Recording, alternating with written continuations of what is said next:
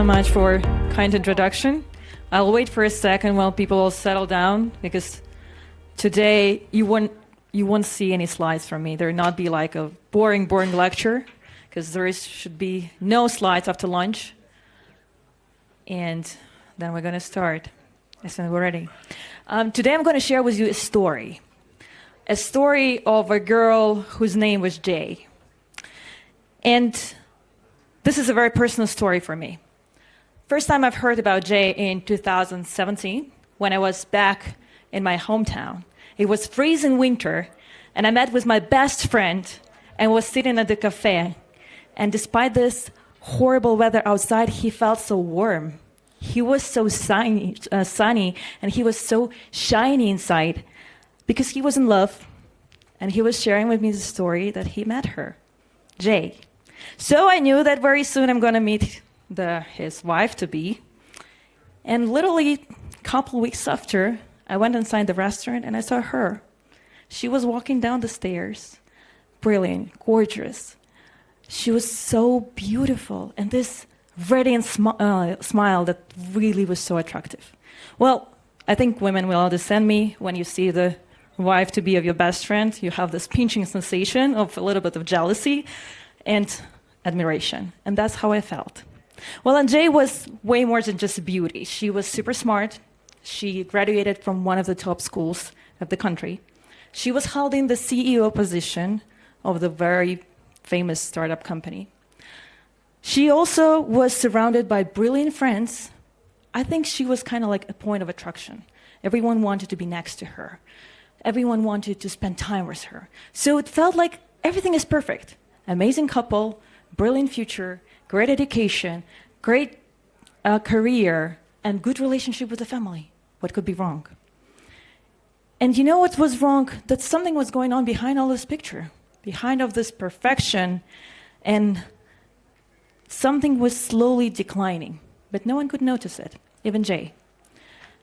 So after a couple of years, people started noticing that she's working too hard. She's working nonstop. She's not sleeping. She's working every day. She's getting very irritated and very annoyed. That was the first sign. But everyone disregarded it. She's like, want to be the first one. She always want to compete. She need to be like the best one, the top one in the company. So everyone is ignored. Then suddenly she decided that she want to get a divorce. She decided that she want to change her career completely, and she would like to move somewhere and travel. Well, in current world, everyone has a burnout, so no one took this seriously as well. They thought, well, that happens. Maybe she decided to radically change her life. Maybe she wanted to start something new. Then happened another thing. She started sharing with friends that she doesn't like life anymore. And they were like, oh, come on, it's just like a weather. Just some friends started noticing that, no, it's not okay. Because she was sharing, you know what, I can't focus anymore, guys. My brain is not the same as it was. I'm losing on a very simple tasks. And she was like really complaining to her friends, and friends was like, oh my God, she really needs to see a specialist. So they approached her family. They came to her father and said, hey, I think Jay needs help. She needs a doctor. She needs to see a doctor immediately. Do you know what her father said? He said like, oh, come on. She's just complaining. It's just a seasonal one. It's just a winter. There's gonna be spring, and she's gonna be better. Until her first suicidal attempt. Her dad found her. She was unconscious on the floor. So they rushed her to the hospital. Jay spent in a psychiatry facility over several months. She'd been treated by the top doctors of our country. She'd been taking medication, and she'd been like under very strong supervision. And one day, friends came to visit her, and she was smiling again. So there was a hope. People was like, wow, amazing, she's smiling. Oh, good, she's laughing again. And she's even thinking about the future. So they were talking about her plans, how they're going to sell her car, how she's going to start a new job, that everything's going to be perfect. So the doctor made an assessment. They asked her to fill out 50 pages questionnaire. Doctors looked at it and said, okay, our final diagnosis, low suicide risk, she's good to go. 2 hours after she was out of the hospital, she took her car, she left her house, and she intoxicated herself with helium. literally this time. So Jay is no longer with us. Despite all the stereotypes that we have in our mind, she was beautiful, she was brilliant, she was smart, she was successful, she was loved. So she had everything. But still, it happened. And the Jay story is not the only one story in this world that happens. Every year, 700,000 people die from suicide. Over 1 billion people suffer from different mental conditions. Billion. Just think about it. It's every 7th person that you meet. They're probably somewhere on a spectrum. And because we're in the World Economic Forum, we need to transfer it into money, right?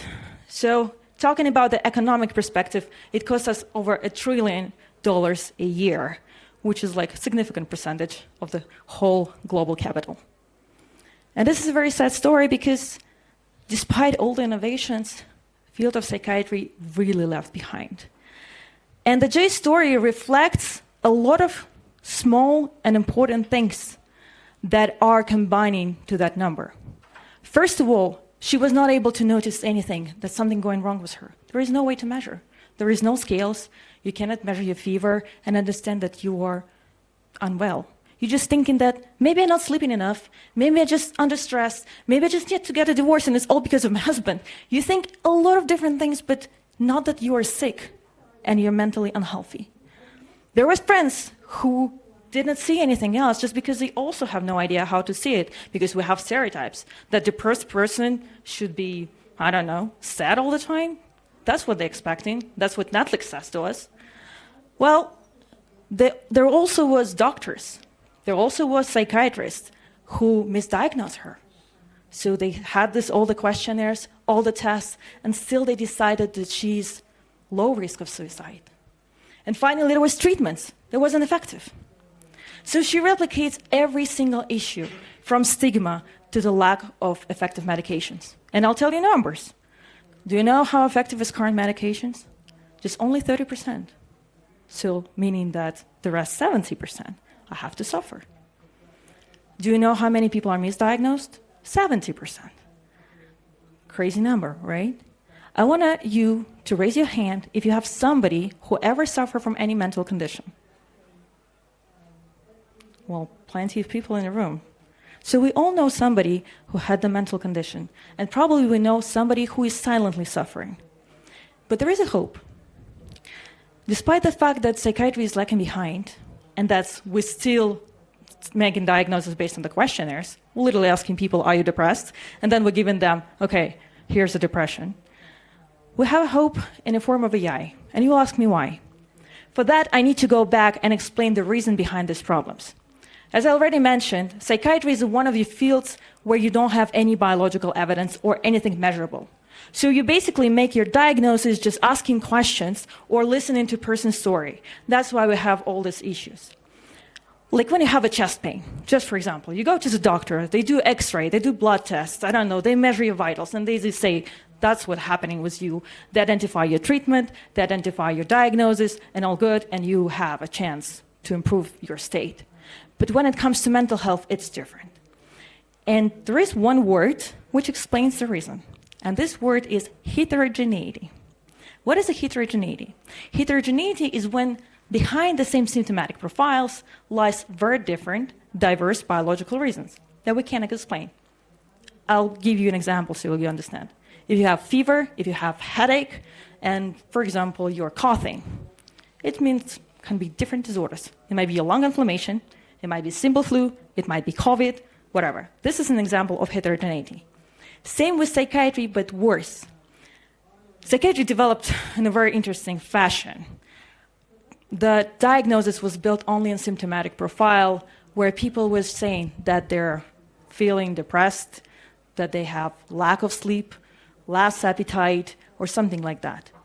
And just by statistical observations of hundreds of people, the DSM-5, the current diagnostic criteria, was built. So that's how we decided to classify where is depression, when is anxiety, when is PTSD. And then scientists started thinking about that we need a biological measurement. But the problem is that it's such a complex phenomena, even feeling sad or having lack of worth, that it's almost impossible to connect one-to-one and find like real biological underpinning behind that. So what is a hope can give us AI? AI have an opportunity to identify the patterns that we cannot see. So if we have enough data that we can collect, it can step by step understand and decode what the mental disorders are. The first step probably going to be stratification. By stratification, I mean that you can identify bigger groups which are similar in some biological way and probably respond similarly to some treatments. That's going to be already a huge way. First, we will introduce novel medications, probably very targeted, very personalized. Second, we will finally be able to tell what treatment is the most effective. We will still think in the criteria of depression and anxiety, PTSD, OCD, and all of that, but we at least will know how to treat it. The second thing, going to be personalization. So as more data you collect, the more chances that you will find these small subtypes. And this is the story where we're looking for, because instead of depression, we would like to know what actual disorders are behind there. And there probably will be thousands of different ones. And that's what we're looking for. And that's a hope that AI gives us. So today I'm here because I'm presenting a book called Decoding Despair. This one. You can check it if you prefer the Kindle one. Okay. So if you prefer the Kindle, you can find it on Amazon. And honestly, I wrote this book to all the innovators, all the investors, everyone who would like to build a startup, who somehow connected to the mental health, who would like to understand how they can change it and disrupt it. This book is a combination of many things. First, my personal story of the patient. Unfortunately, I was there. And honestly, I think that most of the people who are in this field were a patient back sometime. The second is combination of all my failures as a startup founder. So I honestly shared all the bumps that you're going to have. And you will have a bunch of bumps with FDA, with insurance companies, with the pharma companies, and with all this complicated field. And then finally, it's a lot of expertise from the professors I've been working to, from Harvard Medical School, from the Stanford University, from the Cornell Health, from the Norwell Health, all of these guys who've been helping me for the last 7 years to understand what is behind the mental disorders. In this book, I'm trying to tell you about all the problems that you can solve, because psychiatry is a huge field and there is large and small gaps that can be closed. Then I'm talking a lot about the AI separately because, as I mentioned previously on the panel, no one knows anything about AI.